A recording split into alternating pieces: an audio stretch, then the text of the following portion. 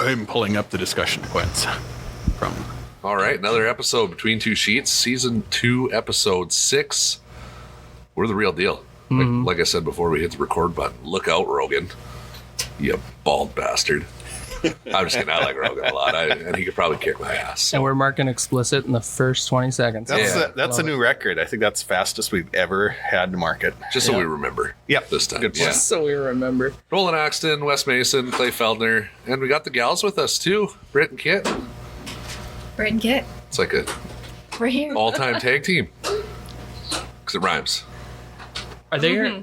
Have we had reoccurring guests before? Because you guys have both been on before. Yeah. So I think this is like our third one. time. Okay. Yep. Yeah, recurring. Friends of the pod. Friends of the pod. Yeah. We can Yes. officially say that. 2 P's with the pod. Oh, there were the 3 hacks and the 2 P's. Well, it's too. We just ordered our business cards. Now we need to Now we need to do it. reprint it It's a okay. third time. Maybe it'll be free again. Yeah, just for our viewers out there too. I ordered business cards. Realized I had a typo on them, and I've already had to reorder them. So But- we're off to a good start. For all that can see, the stickers look great. Stickers look good. We have stickers to hand out as well. Good episode last week. That was fun having Craig on, talking about going from arena clubs to a dedicated ice curling club. I know it's gotten us thinking. Are you guys driving around town looking at other warehouses too, going, if things go bad, we could end up there. If we can find a benevolent, donor, just a couple $1 million here, a couple $1 million there. I don't think we need that much, though. Yeah, remember? I remember. I mean, it It was We're like 200, semantics. 200 per sheet, right? So we could do a 5-sheeter for just $1 million. Just $1 million. just a minute. We hit up Shohei Ohtani and ask for a little bit of his $700 million contract he signed with the Dodgers yesterday. Unrelated to curling, but it just irks me that the Dodgers have that much money. All right, back to curling Says the news. Yankees fan. All right, club updates. What do we got, Clay? Well, Curling League has officially started in Minot here. Schedules are now posted online. I think Monday actually already had their first games. So we will see everybody here next week. Monday actually did officially start. Yeah, they start one week early. Guess it should have been here. And they got screwed on the holidays this year is why, right? Yep, Oh, exactly. fair. So our season, the games count next week. Mm-hmm. But yeah, otherwise, How'd registration look? registration looks pretty much the same as last year. We lost a couple of teams on Thursday and Wednesday. We gained a couple on Monday. And Thursday's nice this year because they only have one draw. Yeah. So that's good for Oh, Thursdays. nice. But so Wednesday, I think we had a couple of teams dropped, and we had like 4 new ones. So it was really cool to see like we pretty much stayed even because we had some older teams just drop out and more than enough new ones to take their place. So Any early outlook? Do you think the reigning champs can repeat? Or- I think right now it's looking really good for the repeating champions. This has been brought up on That's- every podcast. I'm just going to let that sit. All right, moving on. Yep. Wes? I don't have much for updates. We put a flood on yesterday. Me and Nolan did. So we're down here hand scraping this morning. So if you came to exhibition or learned at curls and you were just upset that your rocks weren't going straight, we should have that fixed here for week 1. So my other side project, Military League, that's going well. I don't have a count on teams that are registered, but I've gotten a lot of interest and calls on it. So hoping that is going to get record signups Where do they sign up? at the McAdoo on base. Yep. So if you see any of the promotional materials, like there's a flyer on base going around, that is my phone number on it, contact info for the airmen that are helping out. And then they can actually formally sign up through the McAdoo because it's a real extramural. So they sign up through them, and then we'll have a coaches meeting here on the 19th on base again, since it's for military folks. Other than that, too, we have talked to Prairie Grit, and we had them at our last board meeting. So we picked a couple of dates for our Prairie Grit events here. Don't know if we're quite calling it a league, but the first one we're going to do January 5th. We'll have a Prairie Grit event. And then second one, February 23rd, and a TBD for a March one. So we're trying to have 3. March is getting pretty full, but we'll be working with them. And I believe just doing wheelchair curling down here. Again, we haven't quite figured out the logistics of what all we're going to do with it, but we imagine it'll be wheelchair curling, and we'll need some people to help out with that and people to come participate. So, it'll be good. And as the month rolls on, we're getting pretty darn close to the holidays here. Already the 10th of December. I think you guys started your Christmas shopping yet? Yeah. I know you Oh, did, yeah. Yeah. Yeah, completely Yeah. done. Oh, yeah, I got to get rolling on that. Did you buy anything? Or is it like done because you never had to You want start? a hot dog? That's what it was, wasn't it? No, I got things done. What'd you get us?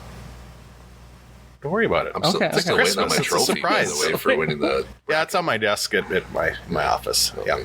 That'll be my Christmas present. Yeah. Okay. All right. Appreciates it. But like I said, it's coming up to the new year. We got a busy January as well. Mm-hmm. We got our first Bontsville at the end of the month Yep. and youth curling. That's what you guys are here to talk about today. There's a little bit about the youth curling program that we're starting for the first time this year. So thanks for coming in and giving us a little insight on how that's going to work and what it's all going to entail. But yeah, first off, just introduce yourselves again for the folks that maybe haven't heard you on the pod or don't remember who you are from last season.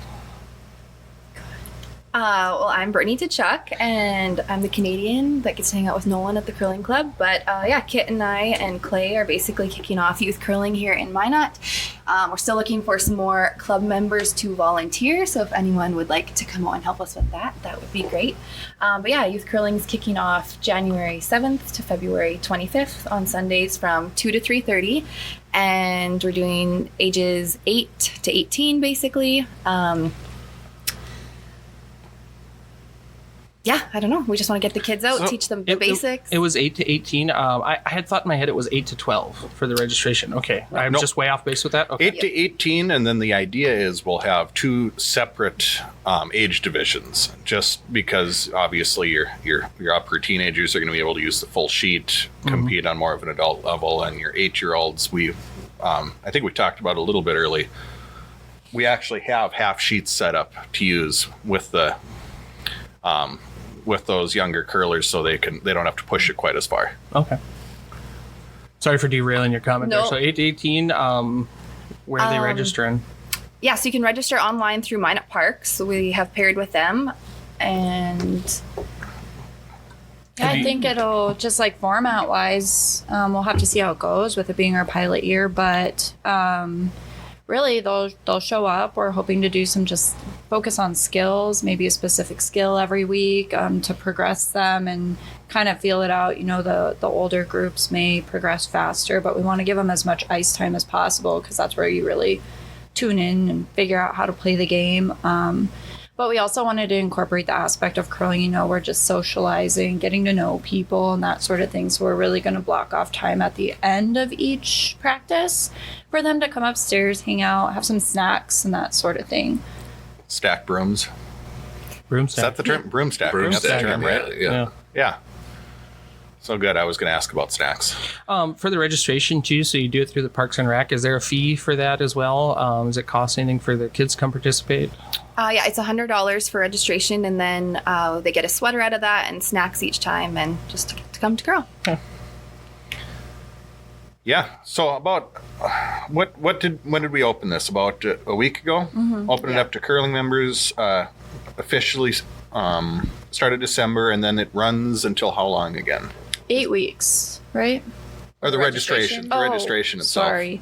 We're shutting it on the 22nd so that we have time to get our roster together and get sweatshirts ordered and all that. So if you don't know where to find it, you'll probably see Facebook pushes from both the Curling Club and through Minot Parks.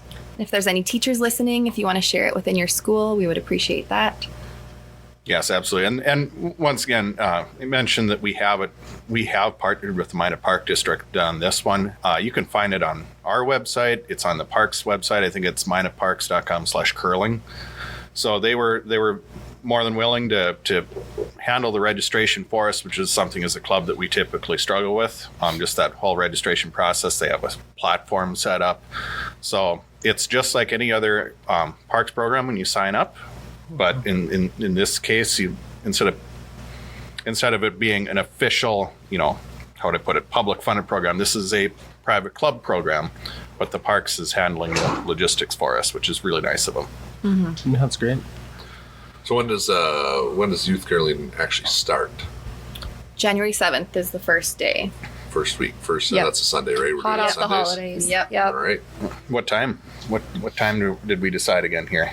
Is it at 2 o'clock? 2 to 3:30. 2 to 3:30. And then kind of how are we thinking here for a setup if kids are showing up to a given night, like let's say you're halfway through, show up, they get right on the ice, is a little bit of instructions. How do you kind of see, how do we kind of see the kids being taught here as we go along? A little bit of classroom time, skills time, stretching. I think a little bit of both. They probably need less stretching time than us. That's true. That's true. Yeah, definitely as much online or on ice learning as possible. It's like human shuffleboard is what I've been telling all my friends' kids that have no idea what curling is, and that seems to pique their interest a lot. That's good. Yeah. We just got to teach them shuffleboard. Yeah. Yeah, start small, work your way up. Club improvement opportunity. Yeah. Yeah. Well, were we talking with this about Craig when we recorded the last episode too? Because I think he was talking about their youth program. It was like they started inside, and he said they'd have like a video or something, skills, they'd watch, and then like, be okay, we're gonna look at this skill, and then they'll go out and practice it. I thought that was nice too. And we have the TV up there. If you guys bring a laptop, mine's usually here too. You can always use that for like pulling a YouTube video up or something. Perfect. Yeah. Yeah, absolutely. I think they had just started one up themselves, and it's starting very, very similar fashion. A couple of volunteers, small league, and honestly, the hopes here is when you look at what Bismarck's is kind of evolved into it, that this starts to really explode and we get a lot more interest. Yeah, I think they have like 100 kids or over. Yeah. Yeah, it's actually a struggle finding ice time That's amazing. at this point. So Yeah, you go look at their schedule, and they've got them scattered all in there. Yep. no, Great. absolutely. All right. Great. So when did this kind of become an idea here at the Minot Curling Club, and what made you guys want to really start getting this rolling? I guess me as a Canadian when I first kind of started coming here, I was shocked we didn't have youth curling or that kids didn't curl in school. Like I grew up in gym class, phys ed class, whatever you guys call it here. You would go to the curling rink as part of your curriculum. And so I was just really excited to get it going. And then Kit and Clay also have been wanting to get it going. So I think it just took people wanting to put in the initiative to get it going. Well, I think a lot of it is also just like our exposure to it and how much fun we have and the friends that we've made. And it's something that we want to share with our kids eventually, although they're like still too little physically to be able to throw a 40+ pound rock down the ice. But I mean, like my kids here all the time now. So I think it'll just be nice because we can kind of create like that program and help get that set up in hopes that us too can like see our kids develop through it as well. Yeah, for sure. Personally, that's how I feel. Yeah. And we should talk to Mark about this sometime, but I believe that Minot at some point in the history did have Phy Ed classes visiting the curling club. I just don't know. They had it until quite recently. Like I want to say, like my buddy Adam Nathan, who, how old's Adam? Like 36. I think he did youth curling through the high school here. Mm-hmm. So yeah, I think that ended in like the early aughts, maybe. Okay. Yep. Yep. So just around 20 years ago, they had it as recently as that. Yeah, so much of it is just the age of the volunteers and what age kids they have. I mean, all of us here, we have young kids not quite able to get the rock across the ice, but in a couple of years here. That'll be good. Yeah, Make Yeah. a travel team. exactly. Oh, that would be amazing too. Like we're gonna host the high school Bonspiel this year, so I think that'll be a good learning opportunity too, and maybe like a gateway for us to hopefully have our own high school team out of Minot. Again, I'm sure they had them in the past, so. Yeah, it's really amazing with the curling. I mean, you get 5 kids, right? 4 and an alternate, and you get them trained up, and they can go be competitive. It's not that hard to break in and participate at a high level. So Forgive my ignorance on this one. High school, the term juniors. I mean, you use it in hockey a lot. What's the age range in that one? Does that mean Juniors is under 20. under 20? 20. Okay, so Or like if you turn 21, you can obviously still play juniors, but typically it's under 20. under 20. It doesn't, but there's no lower limit on that one. So do you call it curling juniors, like hockey juniors? Same thing. Yeah. I think it'd be They'd do like much. a World Juniors Bonspiel and stuff like that. I gotcha. I think there are a couple different. U18 on stuff too. Yep. there's a couple different tracks too. Like I think you can compete like as a high school group, you know, you're all at the same school, or you can do like a juniors and you might not even curl out of the same town, you know, and you've got a high performance team that travels. So there's different people doing different things, you know, within that youth curling scope. I don't think it's a sanctioned high school sport in North Dakota because there's only a handful of schools that have it. So it's just a club sport, kind of like how trap shooting when that started. Yep. And it still is. It's still not a. It's the official sport. It's just not a sanctioned sport. It's not sanctioned by high school activities. Yeah, but I was just jumping back to registration. One question I forgot to ask: are we limiting how many signups are we having, and how is that looking so far? Do you guys have a look of how many we have signed up? Yeah, so we're limiting it at 24 kids this year, just to see how it goes. But I think the last update we only had 4. Quarter Yeah. full? 4 kids We had signed up. 4 just before they started doing their pushes from Minot Parks. Before that, we just wanted to keep it closed in case any club members wanted to put their kids in first so that they had priority. So they'll be scheduling more pushes, and we can share this podcast extra, and hopefully we can get stuff going and more registrations filled that way. Yeah, I know. I got Stella Franca signed up when you guys sent out the email. I copied it and sent the URL. There you go. saw her on Hoops the and list. Teresa. And I was like, sign her up now. Sign her up now. Like, don't wait. Do it today. Yep. So, Yeah, they told us they predicted it would fill up pretty quick because they offered to keep it open till the end of the month or even up until like just a few days before. But they really thought it would fill up in the first couple weeks. So, yeah, hopefully that works out. I mean, if it's less than that, it's not huge. It's our first year. We just wanted to cap it so we're not overwhelmed. No, it's and just to see how many volunteers you can get to come out. 'Cause Exactly. 24 kids. Say we get the full 24 registered. How many volunteers are you going to need for that? Probably 4. Yeah, I'd say at least for 24, you need at least 4. I mean, we could always do in a pinch. And it also depends on how capable or willing the parents are to help out when it comes to one of these. I mean, if it's just as simple as, you know, herding cats, I mean, parents can help out, but when it comes to actual instruction, you need a couple of more Somebody that knows what they're doing. Yeah. Yeah, exactly. Yeah. Kind of like learn to curls. Yeah. Yeah. No, absolutely. And we talked about it a little bit earlier. We did get a couple of grants to start this program throughout the year. Part of these, like what are some of the things that we actually had to end up buying for the youth curlers here? We had to get a bunch of small sliders and grippers, brooms, snacks, helmets. you guys bought a bunch of delivery devices too, right? Those are aid ones. What do we call them? Delivery Stabilizers. Yeah. And delivery sticks. Yep. I always call them sliding brooms. I don't know why. That's just why we call them back home. It's not a broom. It's not a broom, but we call them sliding brooms. It did take a minute to figure out what to put in your Google search to find these objects, though. Yeah. You guys got a couple helmets too.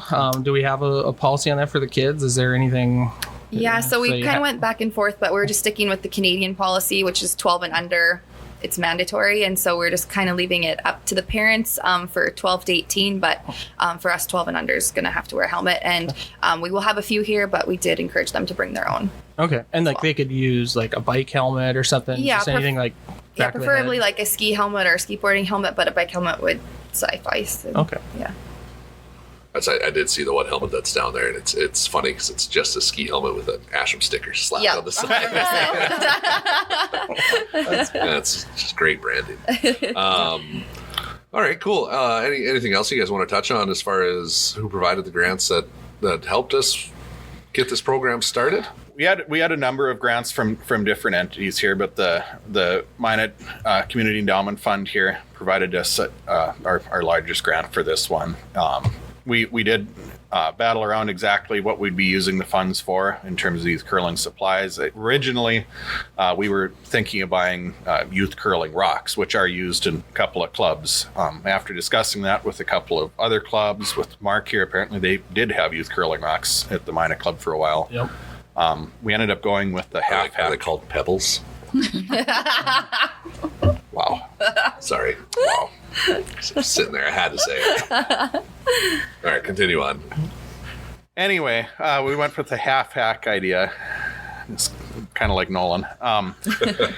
And actually, the half hack, so on the ice maintenance side of things, I think that's actually really neat how that worked out because, Mark went and got that plate, right? So we got this, which is really just a bent piece of metal with some holes in it, but we sunk a plate in the ice out there, and that has 4 holes in it. So when we want to put the youth curling in, we can just go drill out those holes, and then the hacks will actually fix right into that. So that way they can do a half sheet with a real hack and have purchase and be able to push effectively. And then for our regular curling members, we just take it out, pour a little water in there, fill the hole, and you're back to curling on a full sheet. A lot like how you drop a hockey net into the ice. You just drill your holes out with your posts. And it's kind of cool. Yeah. Yeah, I'm super excited to see it in action. It'll be cool. Yeah, and this makes it a lot easier for the kids once they transition then, when they're a little bit older, go to full ice. Instead of having to learn on lighter rocks, they're already used to the regular sized rocks. Yep, absolutely. And that was we did kind of battle with that one. We had them all quoted out and everything, but I did end up talking to the Chaska Club a little bit just on how they went about their youth program, and they pretty much echoed the exact same thing. That they do use them, but only about once a year, and they preferred the half hacks as well. Yeah, and I mean, for the first year starting out, you see what we have for attendance. I mean, maybe later on it might be something that's worth purchasing, but yeah. See how it goes, right? Yep, absolutely. Cool. Now I know you had mentioned that you did youth curling. I kind of want to ask everybody here if they had a youth curling program growing up and what it entailed. I just want to see the differences between, because nobody here is from the same place, obviously. No. We're all from different parts of the that's world. Fun. Yeah. None of us are locals either. None of us are locals. So, just Britt, you touched on it. Just kind of tell me about like growing up, what your youth curling experience was like, if there was a program or if it was just like you said, school or. Yeah, so we didn't have like a really organized program. We just had with school, you would go in gym and so you'd learn that way. And then as well, I grew up in the country, so we had a really small 2-sheet ice, and then parents would just volunteer time that all the kids could go out and learn and play games against each other. Our high school had one travel team, but that was just more their parents curled and got them into it, and then they just made their own team. So we didn't grow up in a super organized area, but you always had a chance to play. Did you have high school curling? Was it through high school, or was it just a travel team? Just a travel team. Just to clarify here for the listeners here, where's home? Alberta, Canada. Okay. And as well, this is a side note, but that our club did that was really cool at the end of the season before we took the ice out. All the kids got to bring their skates and skate on the ice that you spent hours and hours throughout the winter watching your parents curl that you didn't always get to go out on. That is amazing. It was a lot of fun. Yeah, I know a lot of clubs back home will do that at the end of the year. They'll let everybody go take a rip on the curling ice. And the same face that Wes made, and just anybody that worked on the ice, just like, oh, no. It just hurts inside. But when you do it like that at the end, I picture like when they take the pools out for the summer and you let all the dogs come swim. You know? Let the dogs swim, or you throw the bubble bath in. You have a bubble party, things like that. Yeah, that's funny. Kit, obviously you had a little bit of a different experience when it came to youth curling. How old were you when you started youth curling? I didn't. I didn't hear of curling clubs or anything, and I'm from Wyoming, until I moved here. I mean, I'd seen it on the Olympics, obviously, like everybody else, but I never had any interest or even knew where to do it. I did a quick Google search. There's actually a lot of arena curling leagues in Wyoming. I didn't know that. So apparently it's picking up popularity. But I moved here in 17. And did my first bond spiel. I got thrown right into the shirt sleeve. I think I've mentioned that before. But started curling with the Fossins, and the rest is history. So been on a all-female team the last couple of years, like Britt, and yeah, it's great. But no youth experience, none at all. In Bismarck, which is fairly nearby here, I believe they did have a youth curling program, but it was not terribly popular until the Worlds, until Bismarck hosted the Worlds, at which point it blew up there. So I did not participate until I was probably a junior in high school. I started subbing in for a couple of teams, but I was never part of a youth curling program. I know. Did your mom curl all that time too? Because I know your mom still curls now. I subbed in for my mom started a team with her coworkers after the World, so I was probably in high school when she started curling, and I just started subbing in after I got off of work. So she came to curling late in life too. Then, yeah, huh? Okay. yeah. It blew up in Bismarck more recently, I would say. But it was available, just not as popular as it is now. I did youth curling in Bemidji. I've talked about that a number of times on here. So my favorite memory from youth curling in Bemidji was, we started like really little. I must have been, I don't know, 8, 9, something like that, where we had small rocks too. So they had a little rocks program. And when you'd show up, they didn't have the sliders like you guys went out and get grippers. They just asked you to bring a clean pair of tennis shoes. And I remember they'd make you flip them over and you'd scrub them, pick the rocks out. And then when you went on the ice, there'd be an old guy sitting there in a folding chair, on the boards, and he'd have a roll of duct tape and you'd stick your shoe out and he'd get the duct tape and put it over your shoe, and it was just stuck on you the whole time. So you did everything with your duct tape on, which was, not very slippery, but enough to slide. That was good. I really enjoyed youth curling. I remember I did that a couple of years, and then they had curling in high school in Bemidji too. So it was like my other youth curling was the high school one. So it was good times. Right on. Yep. Bemidji, pretty curling heavy city, eh? Yeah, they're known for it a little bit. I guess not so much anymore since that other Olympic teams come in and stole their thunder. But for a while there, it's Bemidji. Yeah, we've been to the Olympics for curling. Only ones in the United States. You talking the hot dog eaters? Yeah, I'm talking the hot dog eaters. Yeah, Svensson and all them. So yeah. I grew up in Canada as well, in southern Saskatchewan, and there was no youth curling program. It was knee-high to a grasshopper. My old man got me out on the ice. A little half. It was an 8-ender slider that was scratched all the crap and just didn't slide worth the shit. But same thing, you learned how to do everything with a slider on. Yeah. You don't want it too slick for the kids because they just stabilize their muscles. Sitting in the bottom of his bag for 30 years. And he's like, hey, you can use this one. You got it. But by the time I was on the ice, the rocks probably still outweighed me. No half ends, no half hacks, no little rocks. It was just thrown to the wolves. And by the time I was probably 8, 9 years old, I was curling in the bonspiels with like 60-year-old men. You actually had to slite it uphill. Yeah, pretty much. Yeah, the way the ice was there, just the old barn you're in. It was kind of a trial by error. You just uphill both ways. Learned on the go and played the best of the best right away in Minton, Saskatchewan. So it was fun. Remember winning a bonspiel one time. It was me and then like 3 60-year-old men.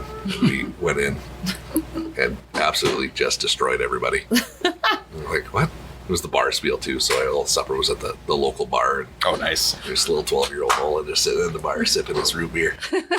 Probably looked 18. Probably at that time, you're right.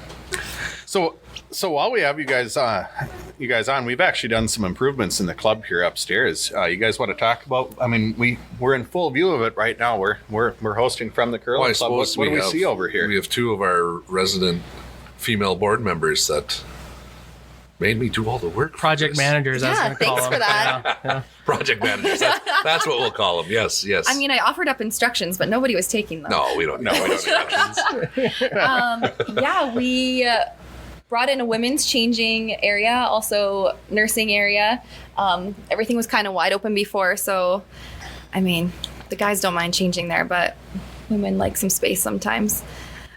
Jessica from State Farm, Jessica Ardall, donated some panels from a cubicle. And so we actually have a really nice space back there. It worked pretty good, minus Nolan almost losing a few fingers trying to snap everything into place. Yeah, they were trickier than I thought, but it worked. He's been a little bitter about that. He's been really bitter. I think it was when he had to change. Like, I'm done doing work. I'm done doing work. I mean, if anyone would have listened to my dimensions the first time. Well, when we finally got it together, I came in at the end and helped him put it together. Well, Jason was here for that too, Kit, and you had drawn that nice diagram for us that we used. It was on like a little Post-it note or something, and I put tape on the floor. So we got our nice changing area now. The bathrooms have switched sides. I know that's caused a little What was your experience in changing the bathrooms around? I mean, I know that Nolan likes to bitch and moan about setting up the cubicle, but what do you think about cleaning the men's bathroom? Yeah. Thankfully, Kit took that off. It was a lot of, there's a red wall that was in there. And I know it was painted red for a reason because of the color that men's pee turns when it sits on the wall for so long. Well, not just men's, but, you know. When you don't clean up the bathroom, it looks pretty gross. So yeah, that What did I took a lot of say at the bleach. board meeting? Because we mentioned at the board meeting, I had a joke, and it was like, well, the layer of dried beer keeps the layer of dried urine from getting sticky. You know? Oh my gosh. It's a delicate balance. Yeah, it was it took a long time. I'll give you that. I spent probably 4 hours cleaning and painting It's like the a two bleaching. walls. This is not a big room. Yeah. Yeah, it's very small. You put in a nice vanity in there too, underneath the sink. I Yeah, did. so We there's put little a vanity storage in and- there to store stuff. I even had to get Jason's saws out to cut it to fit because it's like a really low sink, which I didn't realize. But yeah, so that was a trip. But it's all done. You put up really nice signs, although I've still seen the toilet seat up a few times in there, so somebody's not getting the That memo. must be from cleaning. It's an adjustment. It'll period, take a yeah. minute. It'll take a minute, but we'll get there. So yeah, looks good. I didn't cover up all the wallpaper, so there's still a little bit of Nostalgic. that. It's very educational. as we've Yes, also very. mentioned. Yeah, Very actually, all the educational. guys that I've ever talked to like that wallpaper in there. Like, it's just kind of fun to look Learn at. Very about the first interesting bicycle stuff and- on there. No, I've, The combustion I've engine always and kind of found asbestos. the walls of bathrooms to be educational. The things you find written on there. Yeah, Just for the people that maybe haven't been to the club, in there it is an old timey wallpaper. It looks like advertisements for steam engines and different like industrial products from like the late 1800s, early 1900s. You know, so it's like, oh, get your steam powered wagon. You know, more efficient than like 6 horses. So it's a cool wallpaper. But yeah. I mentioned to you guys are both on the board for your first year. Tell us a little bit about your experience on the Minot Curling Club board and what kind of made you want to join and become a part of that. What annoyed you so much that you felt it necessary to join I the mean- club That's board? the way to ask that, yeah. I guess you can't bitch about something if you're not going to do anything about it, so. I like that. Actually, you can. A lot of people do that. People do it all the time. Yeah, I guess youth curling was really important to me to get going, and maybe just a lot more curling etiquette. If I could get a voice, get that going. I get all my etiquette from Wes and Britt here, so I have no stake in that game. No, I just like being involved. I've found curling to be really fun. I have a lot of energy for the club and all the members, and I just think it's fun. I like getting involved in too many extracurriculars, as my husband would say, but it gives me something to do outside of work. I really like volunteering, so that's my thing. Yeah. No, I've been really happy with the board composition this year. It's been great, you know, Yeah. because I know for me, you know, I've always tried to do too much, and this year I'm doing less. You know, I'm doing less than I was doing like 3 years ago, and I'm like, oh, this is great. You know, got more time to focus on the things you want to do. Like for me, the military league and And hand scraping. and hand Yeah. scraping. Yeah, hand scraping. Oh God.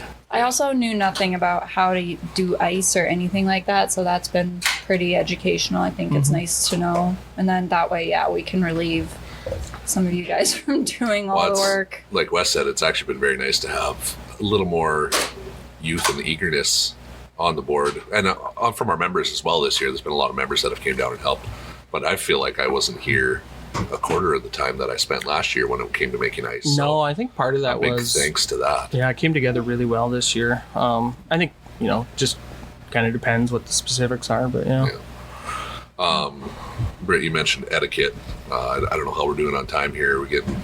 We're over 30 We're minutes. over 30. but, Okay, you so know. we can get close to wrapping up. We had a whole episode on curling etiquette last year, and we talked about our pet peeves. What is your biggest curling pet peeve? Oh, when people brush their brush head on the ice, like your brush is picking up all the lint and everything. So we have set up buckets and bristles that are off the ice that you're supposed to brush your brush with. But yeah, people are just out there waving it right out in the circle. That really annoys me. Just like pocket sand. Pocket sand. So what I would do is I would always go over by the poles, and I'd get in the crack on the pole of the board, and I would try to do it there. How am I? Am I fitting in the pet peeve, or is that I mean, acceptable? it's still a pet peeve for Okay, sure. okay. Yeah, if you could get off and into the garbage, that would be great. on the yeah. rug or on the other person's sheet. What's another? Oh, and grippers. People don't know they're supposed to clean out their grippers. Like Yeah. I bet if you looked at most people's, they're just full of junk. I could throw mine. I do that one too. So I always drag my gripper foot too, and then dragging it picks up lint. And then when I go stand somewhere, I'll see the little rings of fuzz on there too. And I'm like, I gotta clean my gripper. Yep. Yeah. I always try and give it a good flourish at the window at the end of the sheet. So I think that kind of knocks the dust off on mine. Yeah. Oh, actually, on that note too, for stuff on the bottom of shoes, we got those sticky pads. Those took forever to come. I ordered them like a month ago, Awesome. And we haven't figured out quite where to place them. I tried to put them on the carpet out there, and the carpet's too fuzzy, so they pick up. So we'll have to do something different with them. But yeah, that'll help Okay. keep fuzz That's down. awesome. Yeah. That's really good. Kit, what's your biggest curling pet peeve? Well, I think you asked me this last year. And it's when someone spins their rock for like 14 minutes before they throw. Long prep time to throw. So Cameron Stone. The cam. He's not a rock spinner. He's a stretcher. He's a isn't stretch. he? You name it, he does it. Yeah. He checks his watch, answers a couple text messages from there. Send some work emails. Thank you, Kevin, for being the Curling Club podcast #1 sponsor, by the way. Hey, is that? I gotta ask. Is that a running joke? Has he sponsored our podcast? No, he hasn't. He's just, Did you guys get money? Yeah. Are we getting royalties? he's just a reoccurring victim, you could say. He brings it on. All right, one more question that I always ask too, because this is kind of my curling pet peeve in a way. When you shake hands before a game, is it good luck or good game or good curling? I always respond with whatever the person says to me. Okay. Yeah, I People say pleaser. good curling. Okay.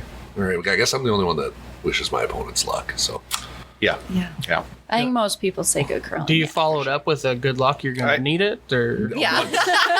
once I did that one time because we talked about this. Someone told me that I was wrong. I said, well, okay, you're gonna need it. you're gonna need it. All right, I got one more to throw in. I know we're running short on time. When you're skipping and you're holding up your hand signals, curl it to the left or the right. Girls, which way? Canadian way, all the way. Kit? We're the opposite. Yeah. Except this year, though, I've just decided that I'm just making I have a very new team. So this year I just said, guys, you're just going to think about where I want the rock to go. Okay. No more hand signals. Everyone's fighting. Let's just use our brains. Yep. Where do I point the rock to go? Oh darn! I completely agree with you on that one. That's Same. why I do new curlers. Unless it's my own team, I don't do hand signals at all anymore. Yeah. No. Yeah, once they get to a point where they know what they're doing, you don't need them. But yeah, I'm the same way. My whole team is new this year, so I was trying to, like, all of them have learned differently. I'm like, just look at where I want your rock to go, and that's the way you want it to curl. Yeah. So Figure it out from there. yeah. Yeah. I Like, really good like luck. I'll just tell you if you did it wrong. like the curveball screwball analogy. I really like to use, but not that many people have tried to throw sliders. Sorry, sliders, screwballs. I don't think that many people were pitchers in their past life. So Yeah, you used that one at the fun spiel, and everyone just kind of looked at you with a blank stare. I'm looking at you now. Never mind. What is he talking about? That one didn't take. But, that didn't take. okay, for the people that have curled in past, I guess just another thing, like when you're teaching people how to curl, when the skip wiggles their broom, do you know what that means? They're impatient. Like while the rock is being delivered, like coming down the ice, if you look up and you see the skip wiggling their broom, Never. No Means I it's- mean, idea. it's a straight rock. means it's really means cold down there. Means sweep. Oh, I don't know. I don't know that. Yeah. Oh, that was a big thing back home. Like you're telling the person delivering that they need to get up and no, go the sweep sweepers too? need to sweep. Oh. Oh, rather than Rather just than yelling. looking at the Yelling, rock yeah. that they're. And I've picked up that habit from my old man because he would do that too. He'd sit there and it's like, just say yes or no. I And prefer now just yelling at them. I catch myself doing that too. I'll start yelling and I'm doing this. I'm like, stop that. Oh, is it a man thing that you guys need to bang your brooms as a skip of where you want it to go? I'm usually No, just it's locking the, really just being impatient, waiting for Camstone to throw the. I hit mine loud to like get their attention, you know, because they'll be like zoning out down there, and I'll be like, dunk, dunk, dunk. Only men do this. And I had a new curler out learning, and I sent him down there, and he did it. And I'm like, how do you, what? Is this in your blood? Like, what I know happened? Matt will do it when he's like pondering what he wants to do, and when he finally decides, he'll like whack.